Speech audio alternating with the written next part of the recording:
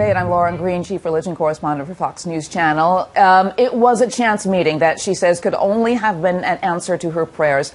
Naghmeh Abedini, the wife of jailed Iranian-born American pastor Saeed Abedini, was able to hand-deliver a letter from her husband to Iranian President Hassan Rouhani's delegation. And Naghmeh joins me now with more of those details. Well, welcome. Thank you. Thank you for having me. Well, so tell me, how did this happen, that you were able to hand-deliver this letter? You know, I didn't even realize that we were staying at the same hotel as the Iranian delegation and the Iranian president. And I was in the lobby doing an interview, and when I saw the delegation and the Iranian security passing by, and I had copies of the letter, so I approached them and asked them to deliver this letter from me to President Rouhani, and they said okay. Did you see the president himself? No, it was a big crowd of security. There was a lot of movement. There was a lot of talk. I understand Farsi. There was a lot of talk of securing the area before, and I saw a big group surrounding someone, and it seemed to be the president. But I quickly ran after them. But I was only able to get to a delegation and delivered the letter. So, what were you thinking when you saw the delegation in the lobby? You know, that this would be, there was a moment of thought of what I should do, but really this would be, you know, it was interesting for me that I was in the same hotel, not even having planned that it was, you know, maybe a divine appointment or, you know, a time for me to be there. So I knew I had to take the chance and hand deliver the letter and ask them to get it to President Rouhani. Now, is this your husband's letter, or is this your message to from your message to the president? No, this is letter from my husband from inside the prison to President Rouhani, and I wanted to make sure he got it. What did you ever think in your wildest dreams that you would get so close to the Iranian president? Because it's assumed that he was sort of perhaps in that delegation, but you did not see him directly. No. But it's assumed that he was in that group of people. Did you ever think you would get so close to him? No, I did not. And I even the delegations, and I just didn't think I would be so close to be able to approach them and to speak directly with them about Saeed's imprisonment and the importance. And, you know, I got to introduce myself as Saeed's wife and how important this matter is to us, and requesting for the letter to be read by the president. And if you could speak directly to President Rouhani, what would you say? You know, first I would say he's the father, and our family has been torn apart simply because of a violation of Saeed's religious freedom. And he's not a political prisoner, even though they've labeled him as a political prisoner. He's really a religious prisoner. And I would also tell him that you know, he has made many nice comments and promises. The best, unfortunately, I've heard many of that throughout the year, and unfortunately, even after his presidency, there's been increased number of Christians arrested and persecuted and sentenced. I would ask him to take action to prove his words of providing more freedom, and the best time would be now visiting the U.S. And speaking at the UN and releasing an American citizen who's in prison because of the violation of his religious freedom.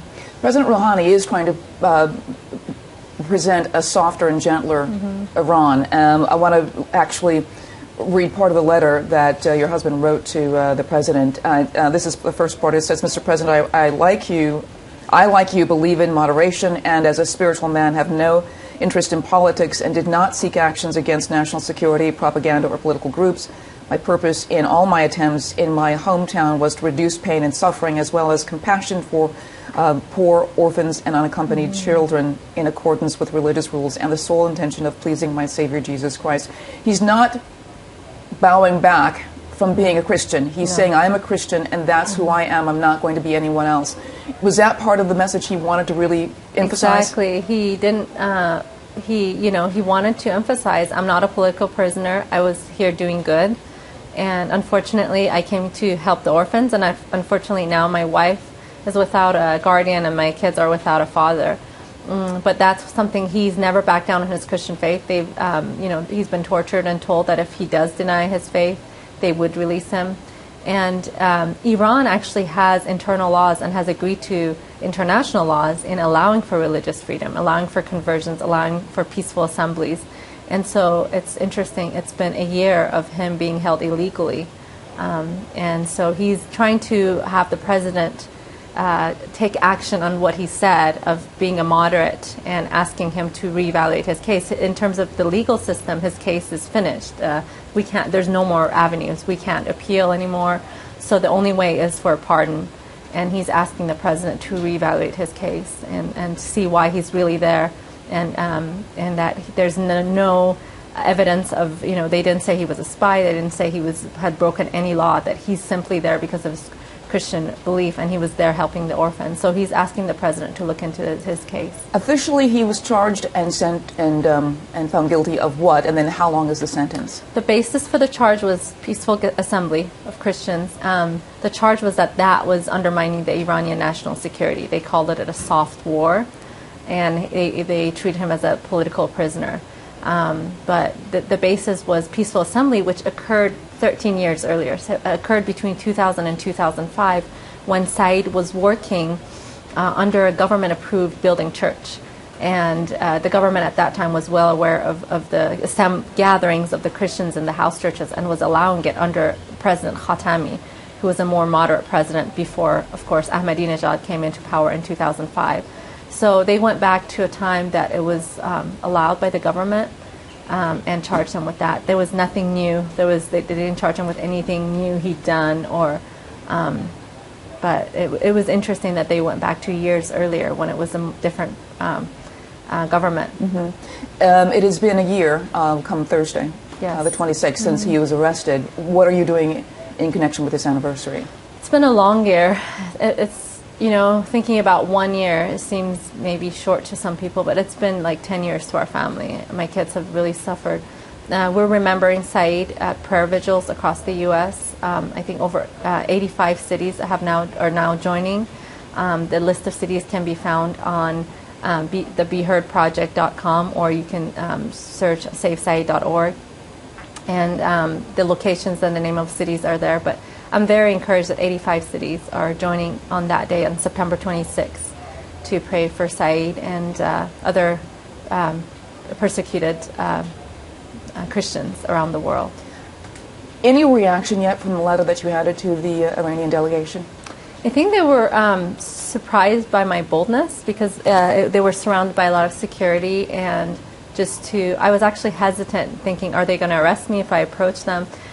They were surprised and shocked by me taking such a bold step. I could see confusion and shock on their face, and it was silence. Like, they couldn't understand, and they couldn't believe that I was there in their vicinity. And the wife of an American pastor they had imprisoned, they just couldn't believe it. And when I handed it, they were just silent and said, "Okay." Like in shock. And I expected a harsh reaction. I expected people to surround me, and I actually looked at all the security, both from the U.S. government, from the Iranian government, thinking, they're not going to let me get the letter in, but somehow I was able to, and they were very shocked that I was there, and they had my husband in Iran, and there I was asking for his release and delivering a letter. Did they recognize you? Did they know who you were? When I was introducing myself, I could see recognition. When I said Naghmeh Abedini, I knew they knew about him, and I said wife of Said Abedini.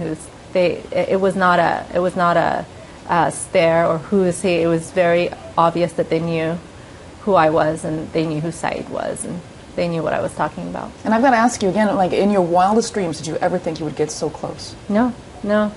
I didn't. I'd hoped, I'd wished, I dreamed about it, but never thought that it would happen. And, I believe you take the step and God does the rest. So I wanted to take the step, at least be in the same vicinity, the same, near the UN when the president was there, and see what would happen. And, I would have never thought.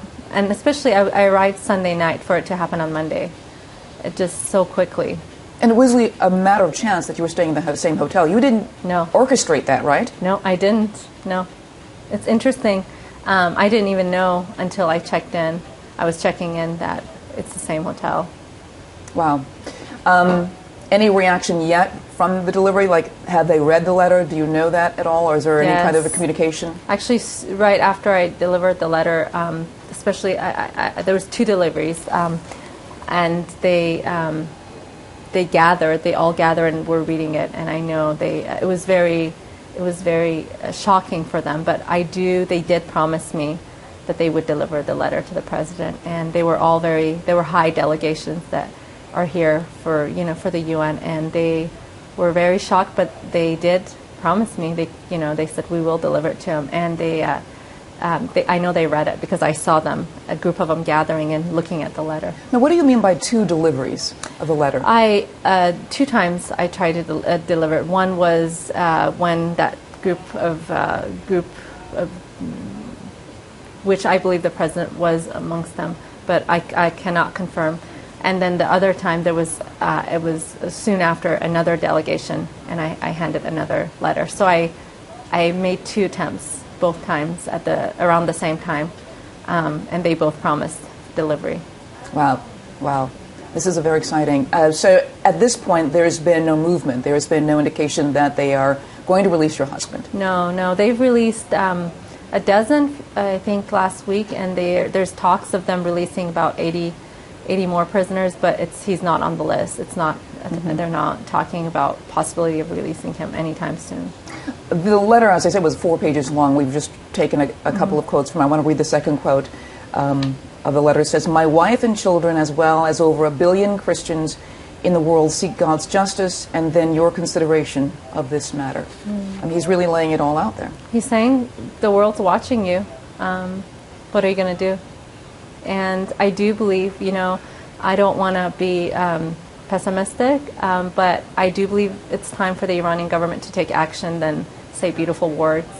And this would be a best time for them to do that, to show, okay, we do want to work, and we do want to be not violators, at least, of human rights issues. And here's an American citizen who's there, and here's his freedom, but he's putting it out there saying so many people are watching you, so many people care about justice and this issue. What are you going to do?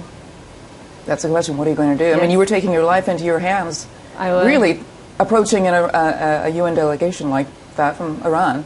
It was, and I did hear some stuff afterwards, but it was a moment of am I going to take this step for my husband?